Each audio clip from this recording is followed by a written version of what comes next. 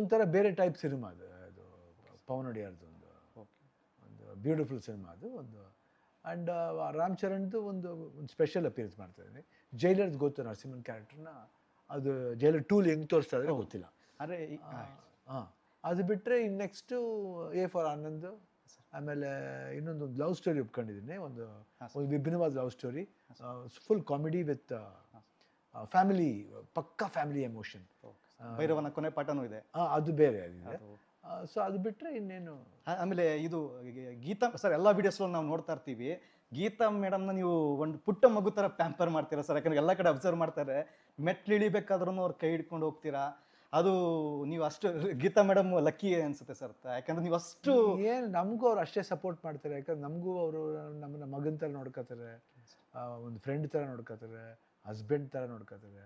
ಆಮೇಲೆ ಏನೇನೋ ರೂಪ ತಾಳ್ತಾ ಇರ್ತಾರೆ ಅವರು ನಮ್ಮ ಜೊತೆಲಿ, ಸಪೋರ್ಟಿವ್ ಆಗಿದೆ ಅವ್ರು. ನಾನು ಇವತ್ತು ಇಷ್ಟು ಮಟ್ಟಿಗೆ ನಾನು ಏನು ಒಂದು ಕ್ಯಾನ್ಸರ್ ಇವಾಗ ನಾನು ಫೇಸ್ ಮಾಡಿ ಬಂದಿದ್ದೀನಿ, ಇಷ್ಟು ಮಟ್ಟಿಗೆ ಬೇಕಂದ್ರೆ I think it's all because of Geeta, where she supported. And ನನ್ನ ಮಕ್ಕಳು ಎಸ್ಪೆಷಲಿ ನಿವೇದಿತಾ ಅವರು. ಸೊ ಇವತ್ತು ಇಷ್ಟು ಮಟ್ಟಿಗೆ ನಾನು ಹೆಲ್ದಿಯಾಗಿ ವಾಪಸ್ ಬರೋಕ್ಕೆ ಆ ದೇವರ ಆಶೀರ್ವಾದ ಜೊತೆಲಿ ಗೀತಾ ಅವ್ರ ಸಪೋರ್ಟ್ ಇದೆ, ಅದು ತುಂಬ ಇಂಪಾರ್ಟೆಂಟ್. ಸೊ ಅದಕ್ಕೆ ನಮ್ದು ಏನು ಒಂದು ಅಳಿಲ್ಸೇವೆ ಅಷ್ಟೇ ಪಾಪ. ಅವ್ರಿಗೂ ಇವಾಗ ಅವ್ರದ್ದು ಒಂದು ಸರ್ಜರಿ ಆಗಿದೆ, now she is getting back. And normal ಆಗಿ ಅವ್ಳಿಗೆ ಸ್ವಲ್ಪ ಅವ್ರಿಗೆ ಸಪೋರ್ಟ್ ಮಾಡಿದಾಗ ಏನಾಯ್ತು, ಅವ್ರಿಗೆ ಕೆಲಸ ಜಾಸ್ತಿ ಇದೆ. ನಾನು ನೋಡ್ಕೋಬೇಕು, ಪ್ರೊಡಕ್ಷನ್ ಹೌಸ್ ನೋಡ್ಕೋಬೇಕು, ಯಾವುದು ಗೀತಾ ಪಿಕ್ಚರ್ಸು, ಅವ್ರ ಮಗಳದು ನೋಡ್ಕೋಬೇಕು, ಶ್ರೀಮುತ್ತದು, ಆ್ಯಂಡ್ ಶಕ್ತಿಧಾಮ ನೋಡ್ಕೋಬೇಕು. ಸೊ ಸಾಕಷ್ಟು ಏನು ಕನಸುಗಳಿದೆ. ಸೊ ಆ ಕನಸುಗಳೆಲ್ಲ ಅವ್ಳಿಗೆ ಮಾಡೋ ಶಕ್ತಿ ಬೇಕು. ಸೊ ಅದಕ್ಕೆ ಸ್ವಲ್ಪ ಸಪೋರ್ಟ್ ಮಾಡ್ತೇನೆ ಅಷ್ಟೇ ಹೊರತು ಇನ್ನೇನು. ಆಮೇಲೆ ಸರ್ ಅದೇ ಥರ ಗೀತಾ ಮೇಡಮ್, ಮಧು ಬಂಗಾರಪ್ಪ ಸರು, ಭೀಮಣ್ಣ ನಾಯ್ಕ್ ಸರು ನಿಮಗೆ ಭಾಳ ಸಾಥ್ ನೀಡೋದು ಸರ್, ಅವ್ರ ಬಗ್ಗೆ ಹೇಳೋದಾದ್ರೆ? ಇಲ್ಲ, ಅವಾಗ ಮಧು ಯಾವಾಗಲೂ ಅಷ್ಟೇ, ಅವಾಗಿಂದನೂ is been very close to me.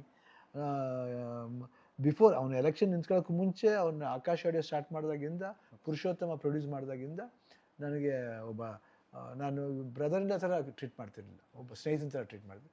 ಅವರು ಮಧುನ ಅಷ್ಟೇ, ಯಾವಾಗಲೂ ಅಷ್ಟೇ ಶಿವ್ ಅನ್ಕೊಂಡು ಭಾಳ ಪ್ರೀತಿಯಿಂದ ಇರೋಣ. ಅದಕ್ಕೆ ತುಂಬ ಸ್ವಲ್ಪ ಸಪೋರ್ಟ್ ಜಾಸ್ತಿ ಅವ್ರಿಗೆ ಯಾವಾಗಲೂ. ಯಾತಕ್ಕಂದರೆ ಅವ್ರ ಗುಣ ಚೆನ್ನಾಗಿದೆ, ಯಾಕಂದರೆ ಹೆಲ್ಪಿಂಗ್ ನೇಚರು. ಆಮೇಲೆ ಇಲ್ಲಿ ಬಂದಾಗ ಫ್ಯಾಮಿಲಿ ಎಮೋಷನ್ ಜೊತೆಲಿ ಭಾಳ ಹತ್ರವಾಗಿರ್ತಾರೆ. ಸೊ ಇದರಿಂದ ಏನಾಗುತ್ತೆ ಅಂದರೆ, ಒಬ್ಬ ಮನುಷ್ಯನ ವ್ಯಾಲ್ಯೂ ಯಾವಾಗ ಕೊಡ್ತೀವಿ ಅಂದರೆ, ಯಾವಾಗ ನಮ್ಮ ಒಂದು ಪರಸ್ಪರ ಒಂದು ಸಂಬಂಧದಲ್ಲಿ ಒಂದು ಒಳ್ಳೆತನ ತೋರಿಸ್ತಾರೋ ಅವ್ರ ಜೊತೆಲಿ. ಇದರಲ್ಲಿ ತೋರಿಕೆ ಇಲ್ಲ, ಮಧು ಬಂಗಾರಪ್ಪ ಆಗಲಿ ಇಲ್ಲ ಭೀಮಣ್ಣವರಾಗಲಿ, ಎಕ್ಸ್ಪೆಕ್ಟ್ ಇಲ್ಲ. ಇಬ್ರಿಗೂ ಅದೇ ಥರನೇ. ಹೌದೌದು ಸರ್. ಸೊ ಅದರಿಂದ ಆ ಪ್ರೀತಿ ವಿಶ್ವಾಸ ಹಂಗೆ ಬೆಳ್ಕೊಂಡು. ಆಮೇಲೆ ಇನ್ನೊಂದು, ಶಿವಣ್ಣವರು ಭಾಳ ಅಭಿಮಾನಿಗಳ ಜೊತೆ ಶೇಕ್ ಹ್ಯಾಂಡ್ ಮಾಡೋದಾಗ್ಲಿ, ಎಲ್ಲ ತುಂಬ ಇದು ಸೆಲ್ಫಿ ಕೊಡೋದಾಗ್ಲಿ, ಬೇರೆ